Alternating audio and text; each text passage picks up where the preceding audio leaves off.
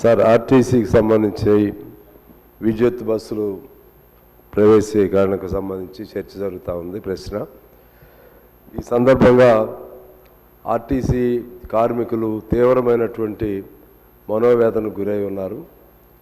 ముఖ్యంగా ఈ విద్యుత్ వాహనాల పేరుతో ఆర్టీసీ డిపోలు కూడా వాళ్ళకి ఇచ్చేస్తారనేటువంటి ఒక ఆలోచనలో కూడా ఉన్నారు. ఒకటి.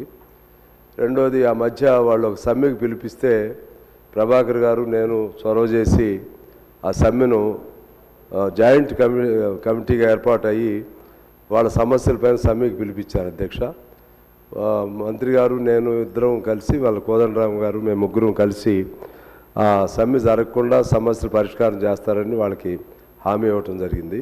వారి దగ్గరికి కూడా పదే పదే వస్తూ ఉన్నారు. ముఖ్యంగా రెండు ప్రధానమైన అంశాలు ఉన్నాయి.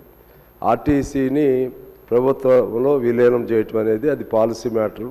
అంతకుముందు గత ప్రభుత్వం హామీ ఇచ్చింది, ఈ ప్రభుత్వం కూడా హామీ ఇచ్చింది. దాన్ని ఎలా ఆ ప్రక్రియ మొదలైందా, ఎలా చేస్తారు, ఏం చేస్తారు మంత్రి గారు అంటే అది ఉప ప్రశ్న, ఇది దానికి సమాధానం చెప్పాలని కోరుకుంటున్నాను.